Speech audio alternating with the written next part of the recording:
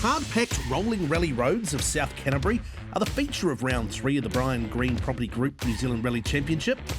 The Southern Alps forming a spectacular backdrop, and the vibrant city of Timaru the base for this event.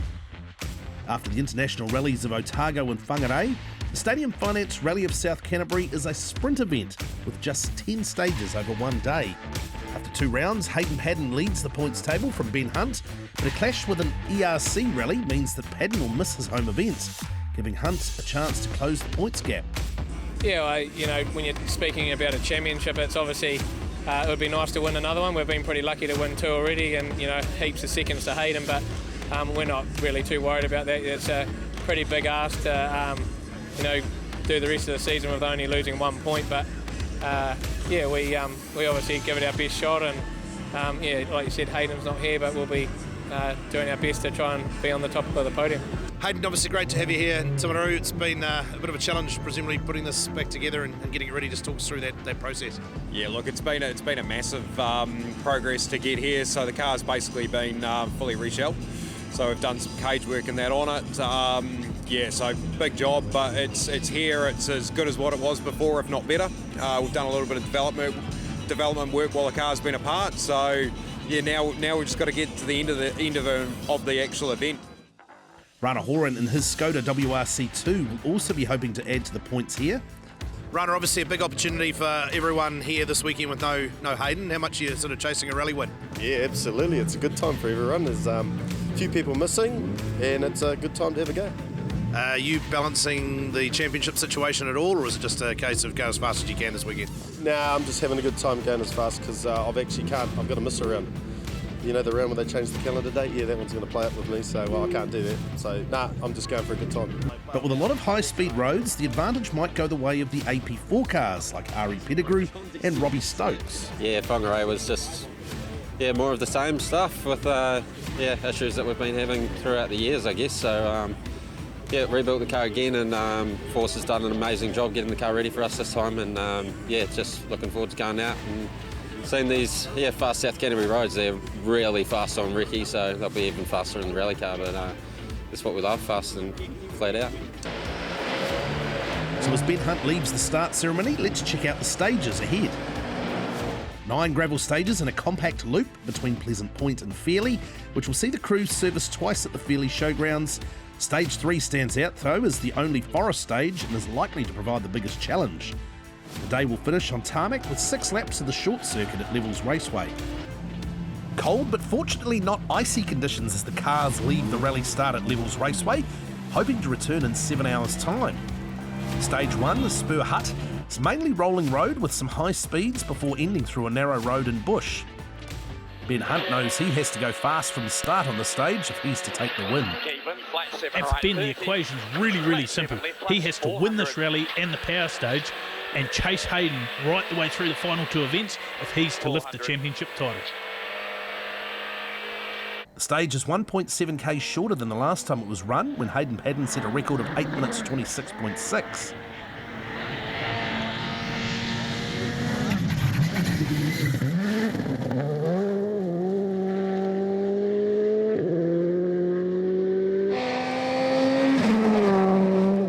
You can hear he's absolutely wringing the neck of that Skoda. Now there's a potential issue you can just see off in the corner of the screen, sunstrike. That's going to become a talking point as we get further down the field. Ben's time, 7 minutes 56.5. Rana Horan next through and using all of the road. Let's not forget, Rana's background is off-roading. That's a gentle little cut for those guys.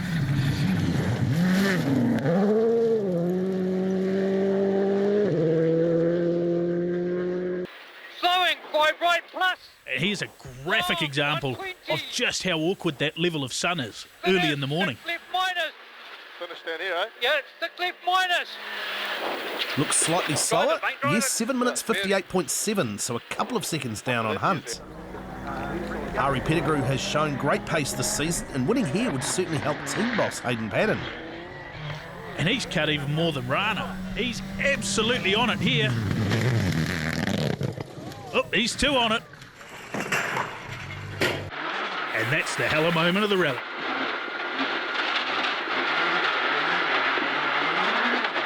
100. Watch the sign, Ari. Flat small crest, 70. Flat small crest, 70. 6 right.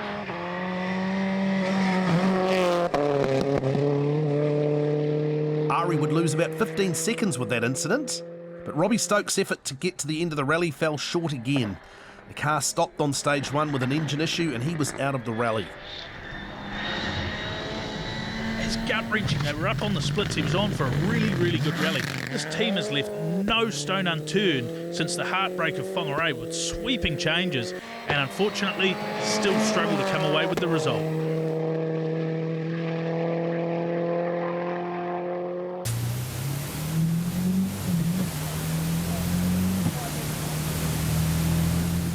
It's not looking good here. Yeah, you see smoke, warning lights. That's never a good sign.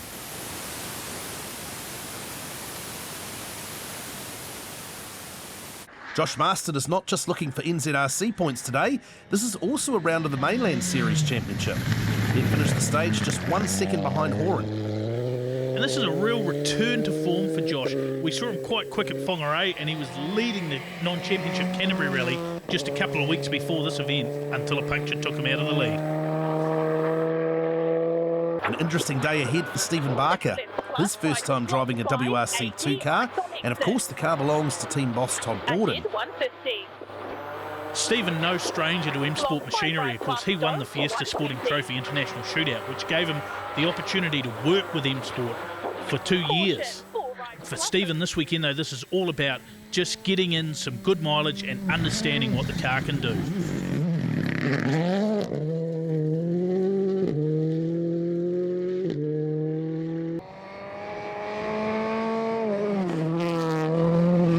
Barker's certainly staying in touch, just 25 seconds down on the leaders with no incidents. Mike Young in the Toyota CHR in the 5th place.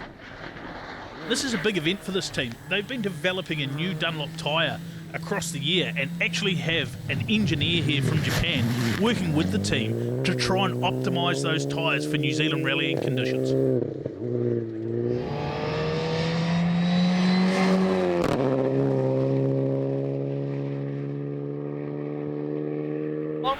It's been a big effort to get Hayden McKenzie back onto the stages after the crash at Otago. The car looks great, but they were experiencing a small issue here with the engine. And big effort's probably an understatement, Budgie. If you were to put it in medical terms, the car was definitely on life support, but they've managed to resurrect it. Unfortunately, these little niggling problems, you always find them when you've rebuilt a car. They did a test beforehand, but it's nothing quite like being on a rally to uncover these little gremlins. It'll be a long day for the team.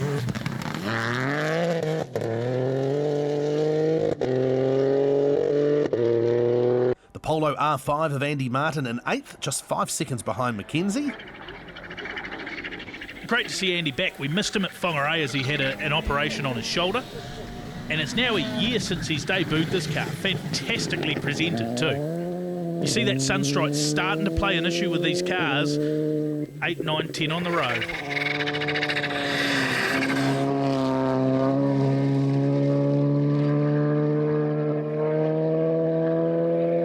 Jean Crunet and Philippe Delroux have found the frosty conditions a stark contrast to tropical New Caledonia.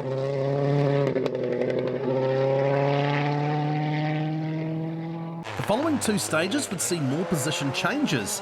Ari Pettigrew charging back on stage 2 to take 3rd, but on stage 3 in the forest he broke an axle and dropped to 6th after losing a minute.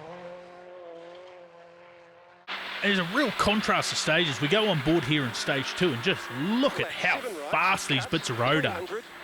Absolute flat out blasts. Then you get into the forestry and it's slippery, it's tight, it's twisty. It's basically entirely the opposite of what we've got here. Yeah, we have got an issue through that one. I'm not quite sure what it is yet, but yeah, we have to have a look up here. So, yeah. Hayden McKenzie with a worsening issue. The car kept cutting out and he dropped to 8th, now over 2 minutes down on Hunt. And there's a graphic demonstration of just how slippery the forest is. You see the icy sheen on the ground as well. 60, right, 6 left minus, 5 right, 50. We're unfortunately having a few mechanical issues that where the car's just not revving. But look, we've made it further than our first time here at South Canterbury, so look, our goal was to always get to the end. We're just going to have to limp it through, see if they can fix it in service now. But out front, the battle was on as Ben Hunt lost 5.5 seconds to Horan in Special Stage 3.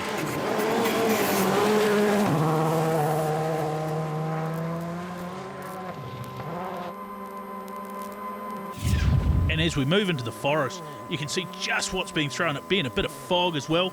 But remember, there's no marks for him to judge where that ice is or anything like that.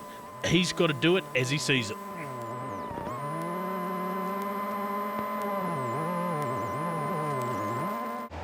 That meant Rana Horan would move to within 2 seconds of the lead.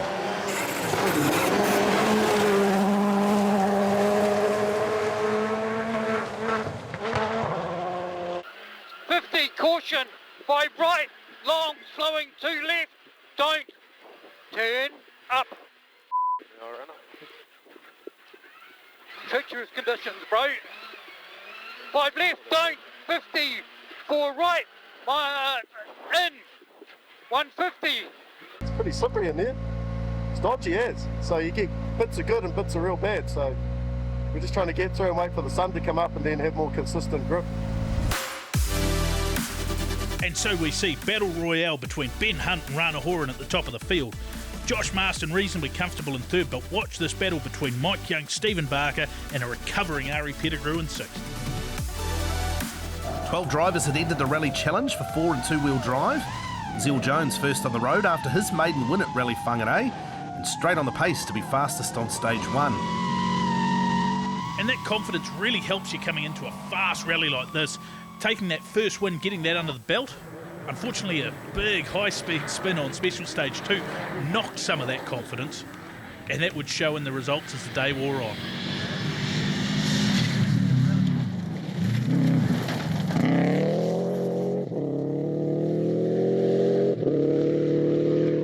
But Jeff Ward won 3 of the stages before lunch to take the lead going into the afternoon service.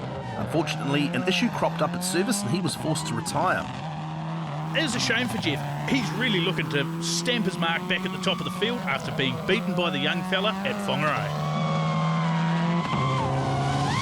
Tim Smith had borrowed Deborah Kibble's Subaru H6 for the event and partnered with the experienced Nzrc co-driver Sarah Brennan. He charged through the morning to be in the lead after Special Stage 3. And this is a really impressive performance. The H6 is a great platform, but it's a little bit like having a Group N car versus the Group A cars in the late 1990s. The plan is to survive the first 3, get out of the ice, and now public stuff, this is where we start to shine. With Ward out at service, Smith was able to stretch that lead through the final stages to win the class with a margin of 36 seconds. Behind him though, Paul Cross and Zeal Jones were having a real scrap for second. Cross held Jones off by 10 seconds through Special Stage 7 and 8. But on Stage 9, Jones equalised with just the tarmac at levels left to run.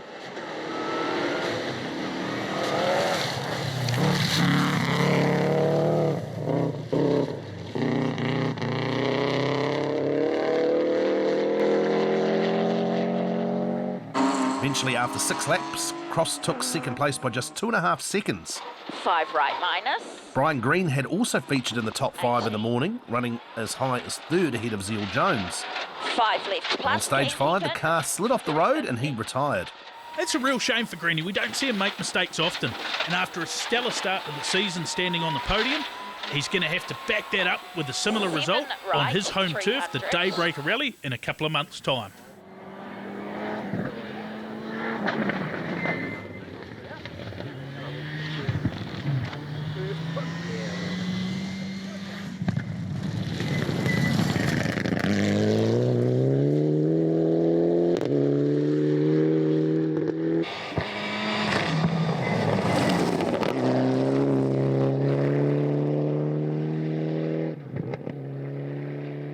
Just 3 cars in the 2-wheel drive Rally Challenge, but that's the strongest entry this season. High hopes for Jonty Brenzel here, back in his Toyota Starlet, but he broke an axle on stage 1 and despite finishing fastest, was forced to retire.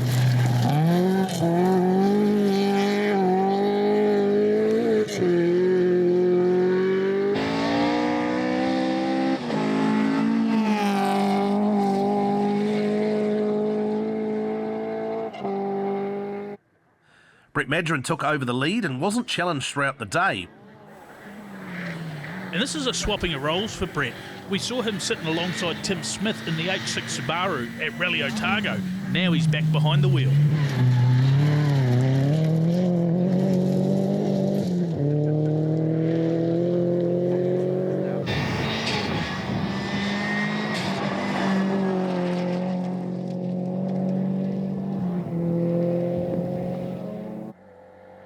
But a second place for Jared Parker was a great start for his Nzrc campaign. The young motorsport engineer kept his Toyota Corolla at a good steady pace through the day to gain his first podium.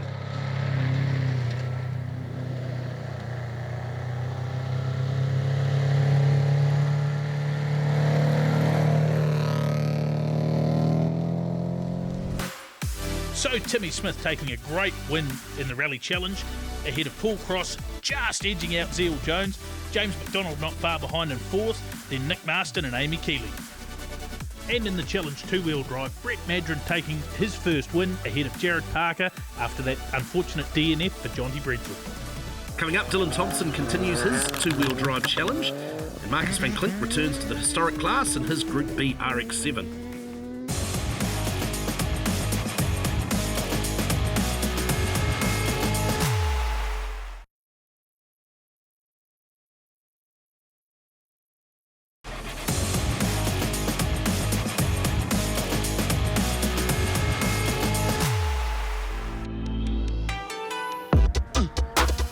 It had been a miserable rally for John Silcock at round 2 in Whangarei with a persistent fuel pressure issue. The RX7 was back in fine form at South Canterbury, which was a good thing as the competition had heated up. Yeah, that's right, Marcus van Klink rejoins the class. Very, very similar cars, developed at very similar times, but just as John was getting into his, Marcus was getting out of his. Between them, these two cars and drivers have won 6 National Historic Championships. Van Klink had the upper hand through the morning stages and was looking a likely winner, but on stage 5 the drive shaft fell out and that was the end of the rally.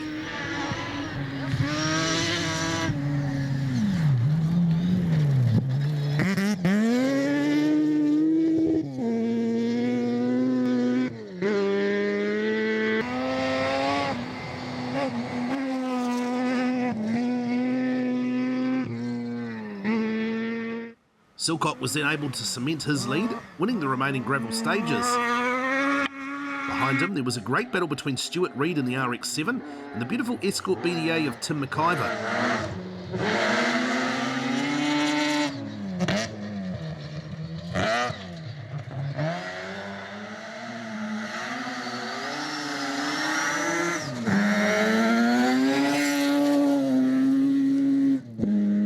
McIver held the upper hand in the morning stages, but Reid finally got past when McIver was 3 minutes late out of the second service, taking 30 seconds of penalties.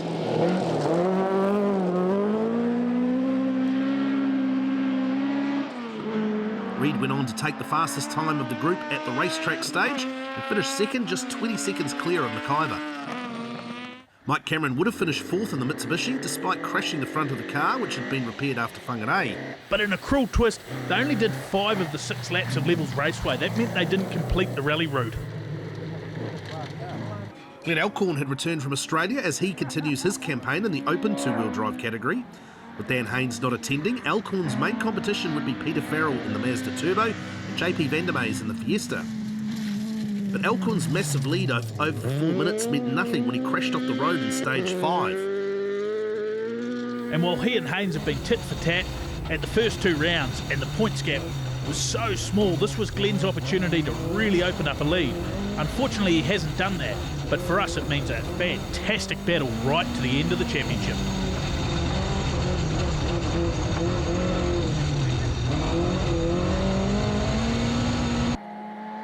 JP Vandermees is still waiting to debut his new car, but he's finding more speed in the ageing Fiesta and managed to hold off Peter Farrell in the Mazda through the day.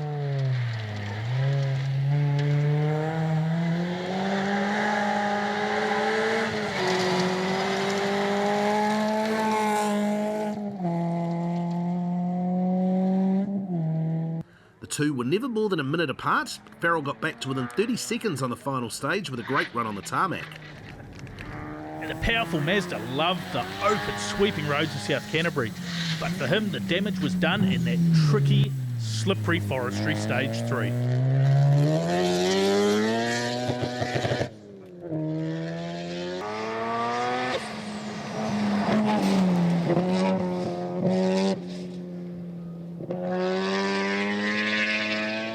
While a solid championship debut saw Murray Percival come home in third.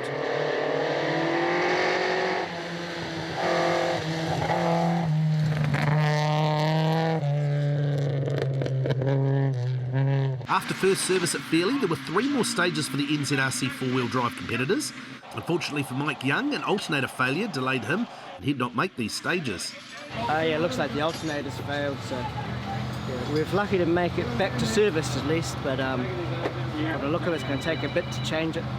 It's in quite a hard spot, so that's how we're going to get quite a few penalties after this. Having established a narrow lead in the morning, Hunt set about extending that through these stages. He'd be fastest through stage 4 and 5. And you can see why this rally is so popular with the drivers, as well as the photographers and videographers. I mean, just look at that with the Southern Alps in the background, these stunning stages. Beautiful bits of road too.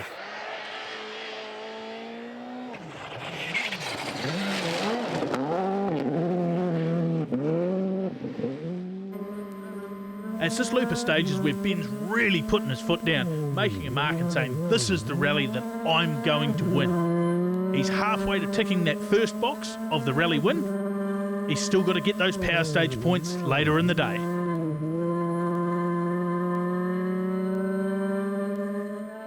But on stage 6, Ari Pettigrew, who'd been desperately trying to make up time, won the stage and moved to 4th overall. Remember too, Ari works for Hayden Paddon. That's his day job. So I'm sure he's got some instructions from the boss to make sure that you keep Ben honest and give me the best chance to win the championship that you can.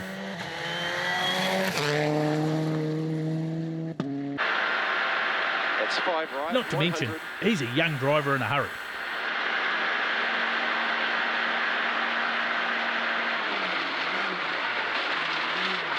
Flat 7 left. 200. Flat small crest. 400. Ryder Horan losing a small amount of time to Hunt on each stage, but he was still holding 2nd overall. On stage 6, Horan was 9.6 seconds slower than Pettigrew, but he still had a 45-second buffer on Josh Marston.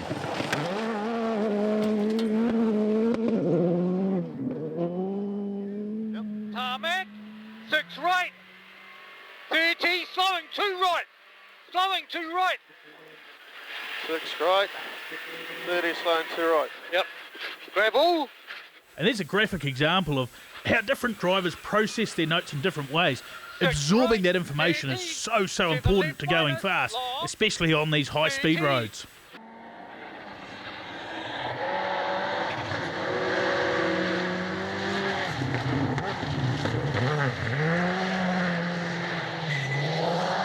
And there's that flamboyant driving style that we all love from Rada. Masters still 3rd and keeping Ari Pettigrew at bay. He was also leading the Mainland Series cars. Mike Young was out of time leaving service, but he returned to the stages to continue gathering data for Dunlop, who are using him to develop a new tyre for the Asia-Pacific region. He was within a second for stage time with Horan and Marston on stage 6. But the engine was damaged in this Ford on stage 8, and that was his day done.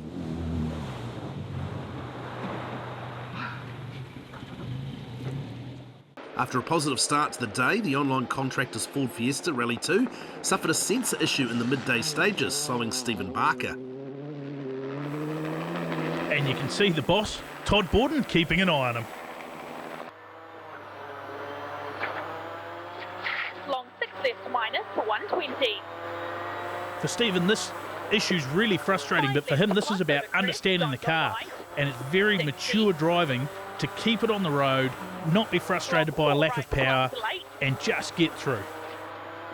But no such luck for Hayden McKenzie. Whatever the issue was, the team could not find the fault and Hayden was left to keep going. And it's just about a worst case scenario for Hayden, who's trying to rebuild his confidence after the biggest crash of his career.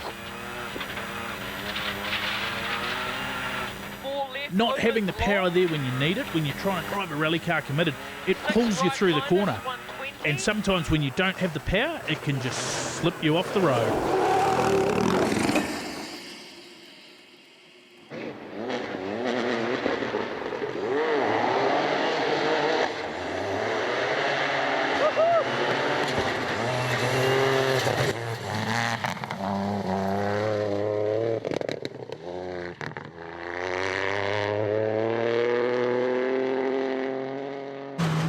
Andy Martin's day also came to an end on stage 6 when he slid off the road.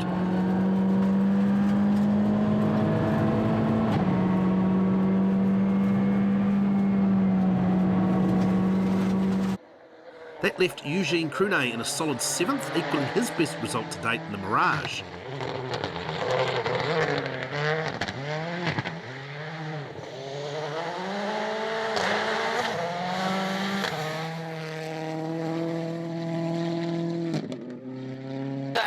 Droit de 5, 120 mètres. Droite de 7, 62 mètres. Et gauche 5. Gauche 5 là-bas. 30 mètres. So after stage 6, it's Ben Hunt with a 30-second lead over Rana Horan. Josh Marston a little bit further back. He'll be keeping an eye over his shoulder at a recovering Ari Pettigrew. Stephen Barker in 5th, just ahead of challenge front runners Jeff Ward and Tim Smith, and the top two-wheel drive car, Dylan Thompson. Coming up, the battle of the Fiestas, and gravel gives way to tarmac for the end of Rally South Canterbury.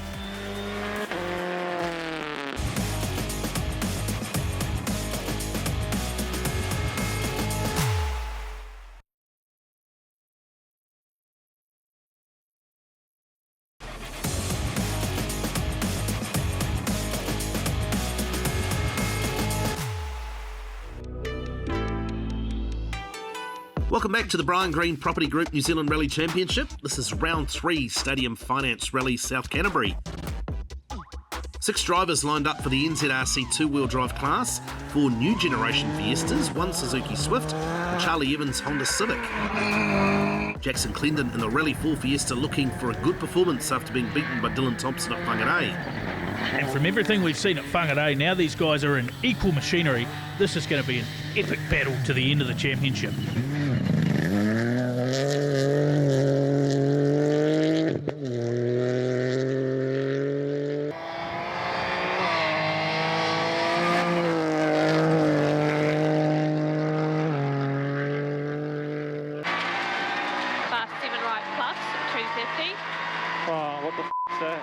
That's not a good sign. You can see some smoke coming out of under the engine bay. 9 right plus, 120, 5 left plus at junction, 500. Something smells funny, eh? Yeah, get the fire, just be careful, get ready with the fire extinguisher. It would turn out the car's got a serious gearbox oil leak, and that's what's causing the smoke. Brake, 9 left, in 40. Oh, I've got to stop, something's wrong. Yeah. And with expensive components at play, that's probably the right call, but a hard one. Well, we noticed a strange smell through the first stage. It smelled like gear oil, and coming through sort of near the end of one of the intersections, we had a big gust of smoke come over the windscreen, and it got worse coming down the straight, so we parked it up and just in case of that we didn't catch fire or anything, and discovered that there was a massive oil leak out the gearbox, so decided to park it up just to be safe, but we're just thankful we didn't have anything worse go on with the fire. So Dylan Thompson handed a huge advantage, and he'd be fastest on stage 1. And while it's absolutely an advantage, Dylan and Jackson were the cream of the crop at Whangarei, it makes for an interesting dilemma. They weren't that far ahead of the chasing pack, so backing off too much could absolutely see them out the back door.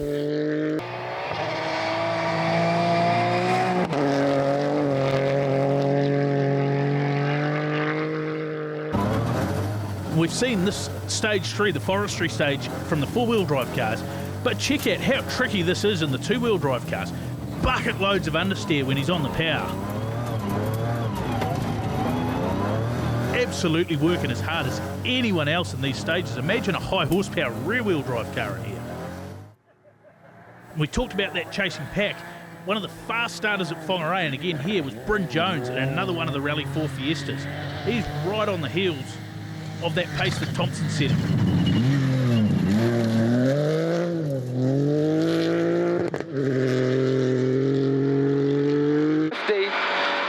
Fast 6 left minus. Go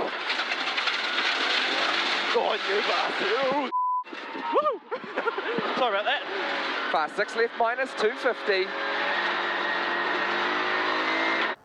Charlie Evans' Honda may not have the sophisticated chassis and suspension of the Rally 4 cars, but he does have horsepower and speed in these conditions, third fastest on the opening stage.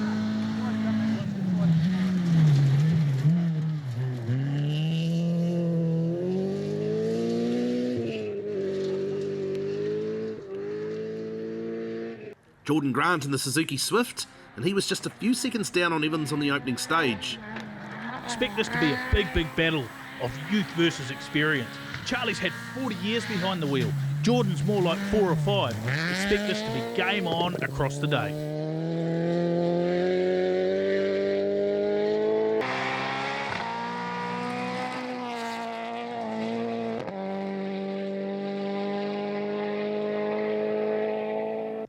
And while Tim Mackessy's Fiesta is a new generation, the R2T model is from 2018.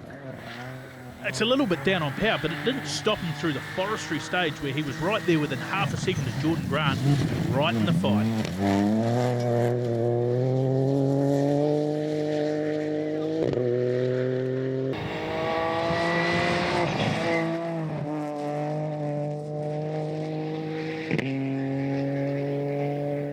Stage 2 saw Charlie Evans edge past Bryn Jones to take second place.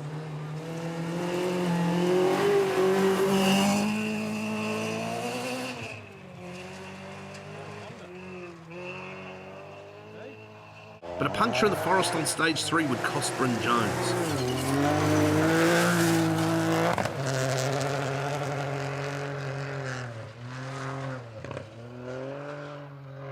No, we got a puncture about just after 6 Ks in there, so we had to stop and change it.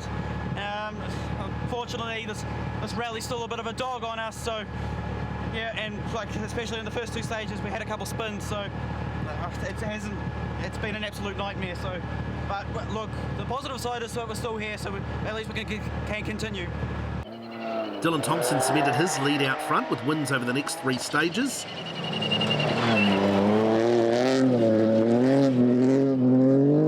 While it seems they haven't lost their sense of humour, that'll hurt for the Clendon team to watch their rivals fly on by.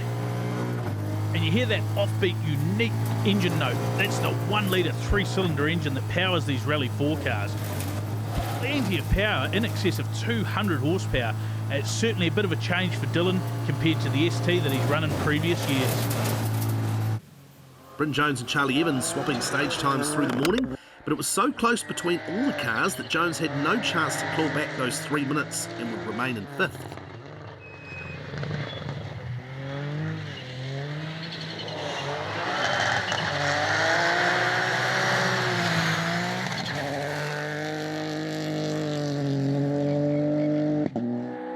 For Evans, it was a matter of keeping third-placed Jordan Grant at bay. The gap was only 4 seconds after stage 5, but Evans stretched another 10 seconds after stage 6.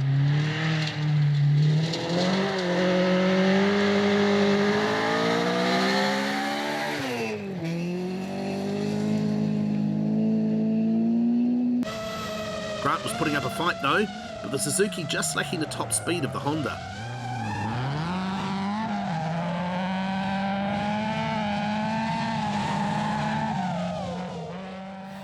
Honda's legendary VTEC power is certainly come into effect on this rally. Jordan's extracting everything he can out of the little Suzuki though, and that rear wing certainly seems to be working. Tim Mackessy in 4th, but now under threat from Jones, who was just 36 seconds behind as they headed to service 2.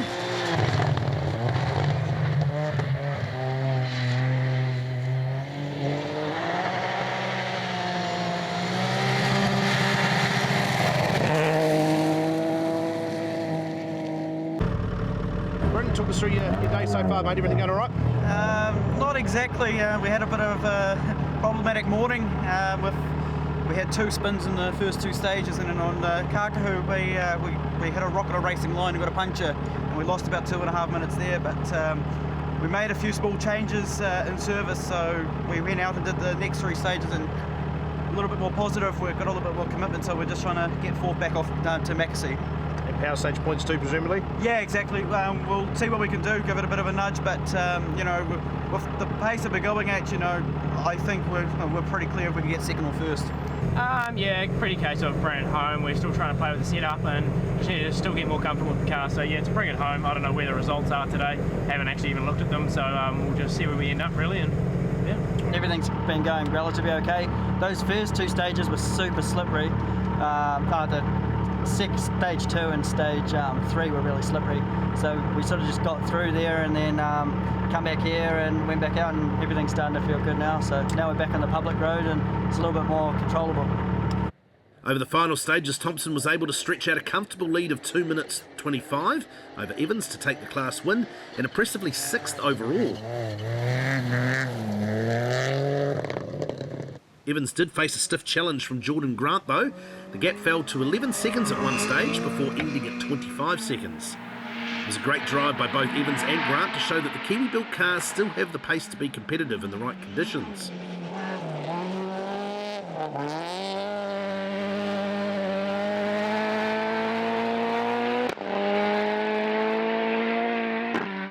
Bryn Jones looked on track to get 4th place from Mackesy, but he stopped in the Ford on stage 8 and lost more time.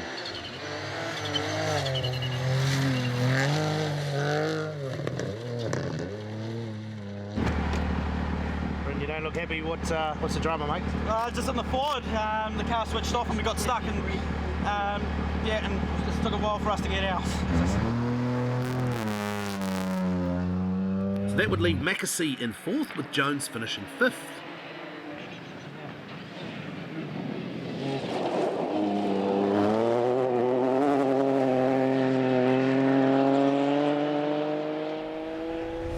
So Dylan Thompson takes the spoils ahead of Charlie Evans after that big battle, edging out Jordan Grant by 25 seconds. Tim Mackesy in 4th, ahead of Bryn Jones.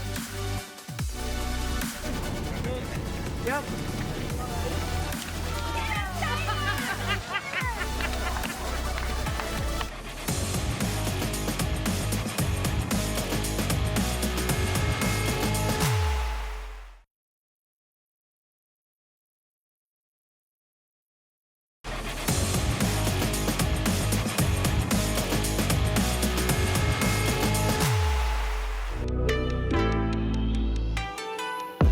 Battle for the rally lead over the final afternoon stages saw Ben Hunt continue to lead from Rana Horan. The gap was only around 30 seconds, and a spin or a puncture could easily see a turnaround in the results.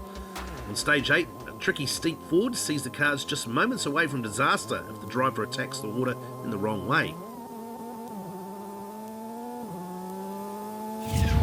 But while Hunt safely negotiated that stage, it was stage 9 which would see his downfall.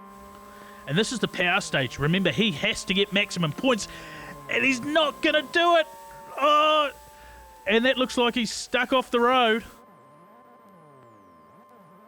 Very unusual to see a mistake like that from Ben, but he just dropped that right rear over the camber, and the car wouldn't come back round.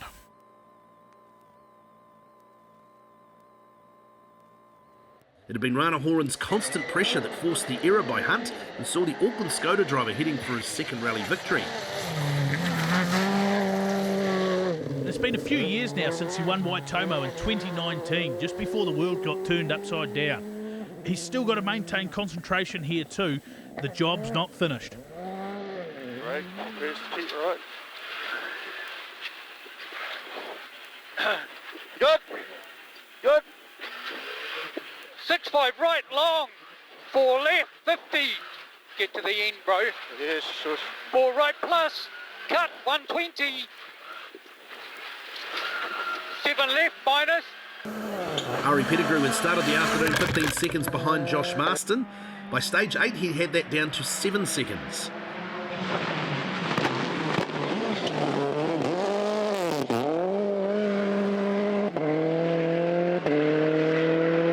Down 30, very slow entry, very slow forward.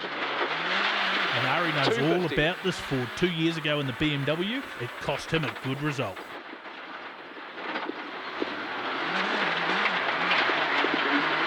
Flat crest. Much safer approach in 2023. On stage 9, he moved past Marston and with Hunt out, took second place, 54 seconds behind Horan.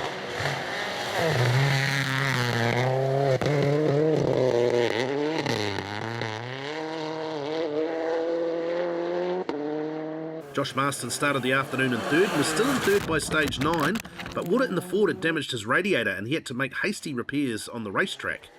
And you can see the force with which he's hit the water. It's disrupted the hella safety daylights on the front of the car as well.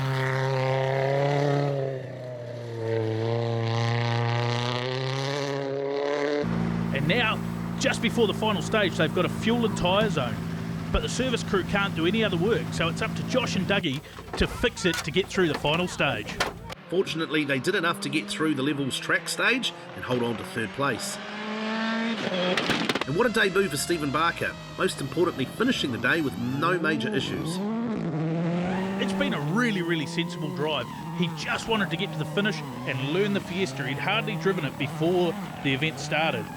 It lays a great platform if the opportunity should arise again, this season or beyond.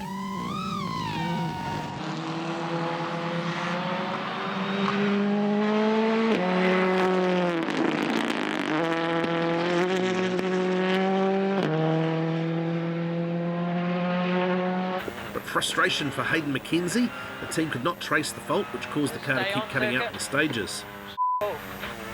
Fuel pressure. It makes for a long day when you're fighting these issues all the time. But after a quick reset, they managed to get to the finish and record Hayden's first rally finish in the South Island. Sixth place for Eugene Crunet and Philippe Delroux as they make good progress with the Mirage AP4.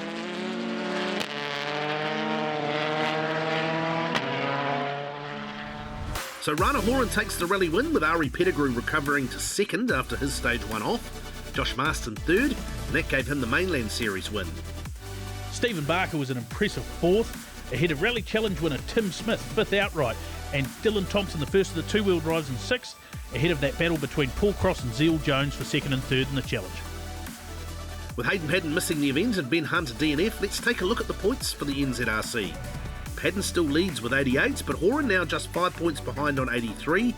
Hunt drops to third with 67, while Pettigrew and Marston tied on fourth. Dylan Thompson leads two-wheel drive and Stuart Reid leads the Historics.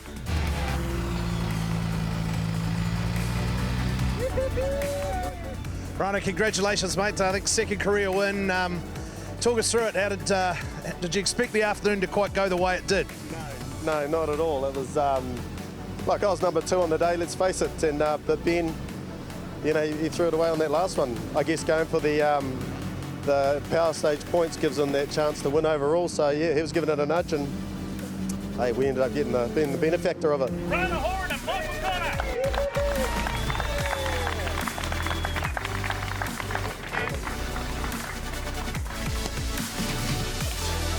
Take a break now before returning in September for the Daybreaker Rally in the Manawatu.